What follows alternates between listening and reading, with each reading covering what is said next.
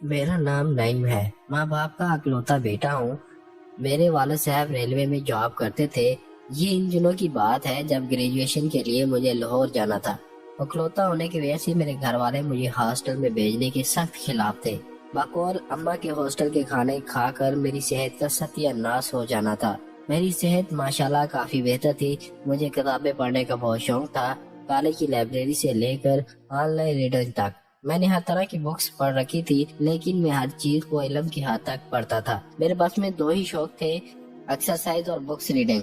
Books ने मेरे इल्म में बेहतरी लाई और एक्सरसाइज ने मेरे फिटनेस में। अभी लाहौर कहाँ रिहाइश रखनी है, इस पर बहस हो रही थी कि एक दिन मेरी अम्मा के मेके गांव से इनकी सहेली किसी काम से हमारे गांव आई। जब उसे पता चला तो उसने बताया कि उनकी कजन शादिया का लाहौर में डबल स्टोरी घर है, जहां वो अपने मियाँ बेटे और बहू के साथ रहती है। इसका मियाँ और बेटा दोनों ट्रक ड्राइवर हैं और लाहौर से कराची, क्वेटा, पेशावर तक लंबे फेरे लगाते हैं और हफ्तों घर नहीं आते। और वो अकेली खवातीन अकेली रहने से भी परेशान है कि जमाना खराब है और किराएदारों से भी डरती है कि जाने कौन कैसा है। इन्होंने अम्मा को तसल्ली दी कि घबराओ नहीं, वो शाजिया आंटी से बात करेगी और फिर इन्हें बताएगी कि मेरी आजाद की सारी ख्वाहिशें दम तोड़ने की थी। लेकिन क्या करता, चंद दिन बाद अम्मा की सहेली का फोन आया कि सब बंदोबस्त हो गया है। उनकी कजन जो अम्मा को भी जानती थी बहुत खुश हुई कि घर का बच्चा मिल गया है, आसरा रहेगा। और यूं एक दिन मैं अपने अब्बा के साथ लाहौर रवाना हो गया।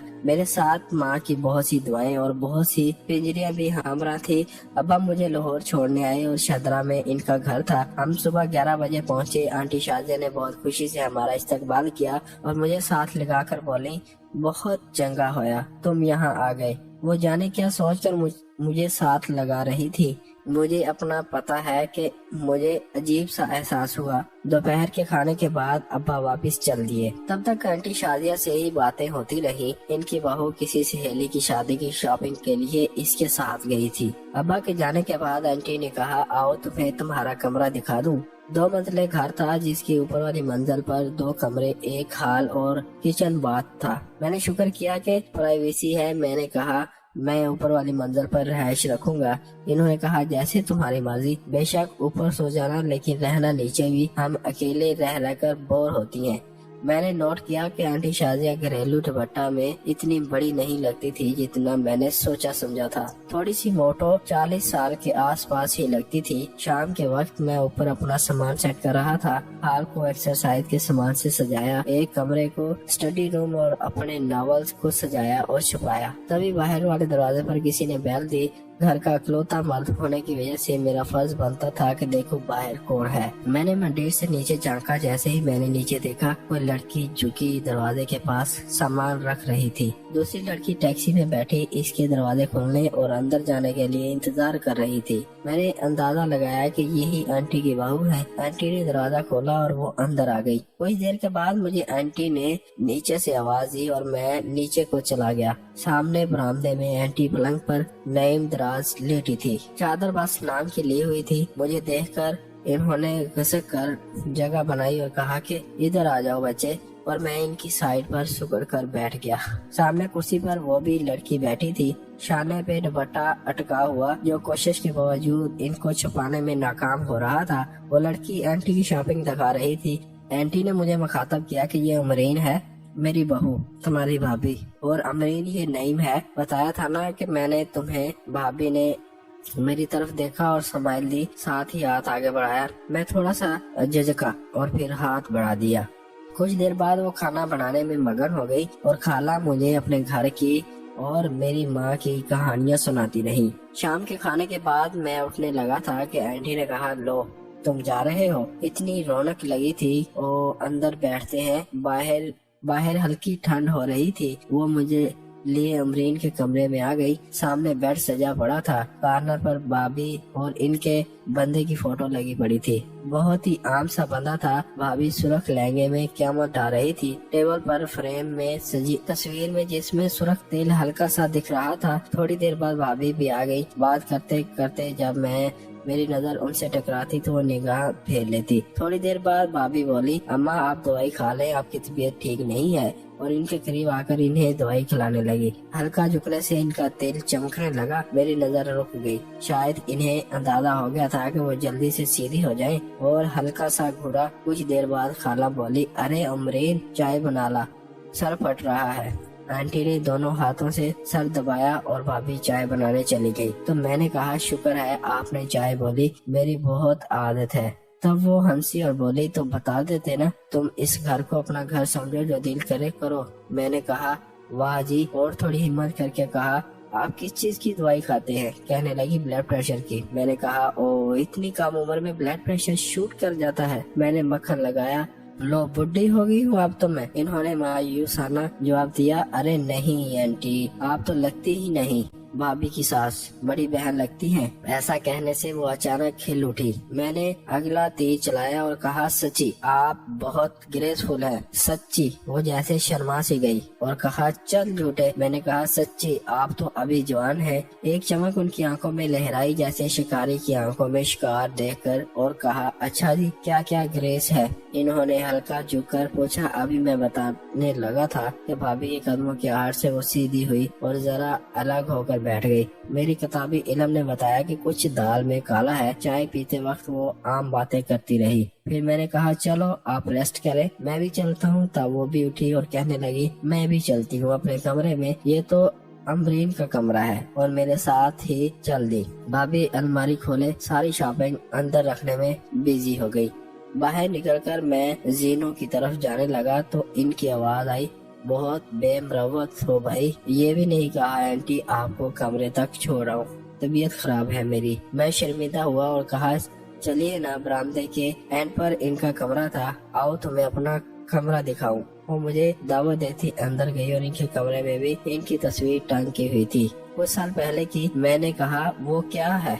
वाह क्या कमाल तस्वीर है। तब वो मुड़ी और कहा, याद आया, अब बताओ क्या ग्रेस नजर आया मुझ में?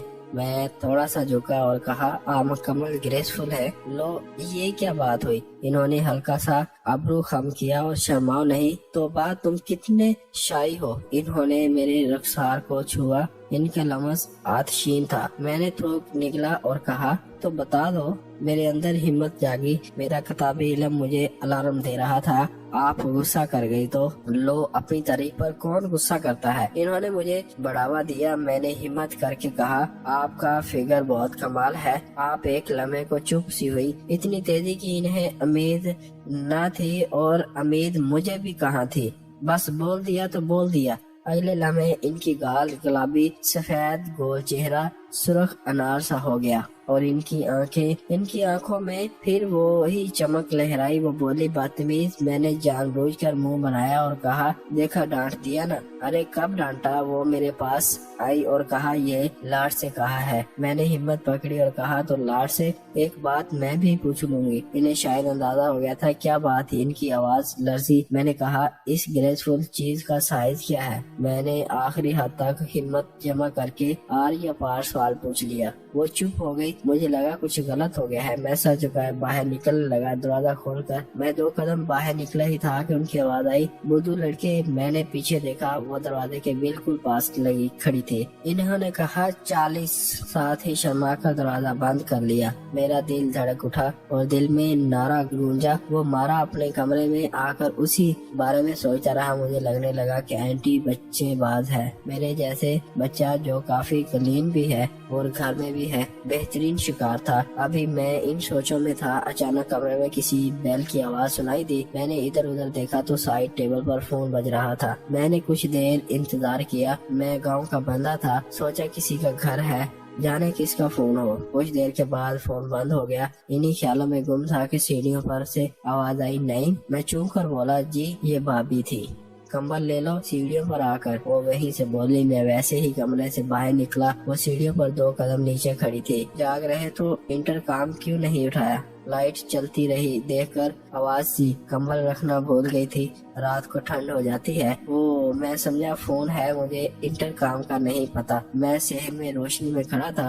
और वो हल्के अंधेरे में मुझे लगा बात करते करते उनकी नजरें कहीं और रुक गई हो। वो जैसे ही चौंकी हो, जल्दी से नजर घुमाकर इन्होंने ब्लैंकेट दिया और कहा, बेल देती हूँ, फोन सुन लेना। मैं कंबल लिए अंदर आया तो मेरी नजर सामने ड्रेसिंग टेबल के शीशे पर पड़ी, तो मैंने सोचा इसलिए भाभी चूक गई होंगी कि इतने में बेल फिर बजी और दूसरी तरफ भाभी थी। इन्होंने मुझे इंटरकॉम का बताया और कहा कि कभी कोई अचानक काम हो तो इंटरकॉम यूज कर लेना। इसका दूसरा सेट मेरे कमरे में ही है। मेरे अंदर जैसे ढोल से बजे। मैंने शुक्रिया कहा और कहा जी जरूर। तब इन्होंने 2-4 बातें के बाद कॉल काट दी। अगली सुबह मेरी आंख देर से खुली, 11 होने वाले थे तो जिस्म एक्सरसाइज के लिए टूट रहा था। देर से ही, लेकिन वर्जिश तो करनी थी ना। मैं हाल ही में टेबल पर टांगे जमाकर डंट शुरू कर दिए थे। साथ ही मेरा जहन एंटी और भाभी के बारे में सोच रहा था। वार्म अप के बाद मैंने शर्ट उतारी और प्रैक्टिस करने लगा, कानों में हैंड फ्री लगाकर तेज जोन पर एक्सरसाइज।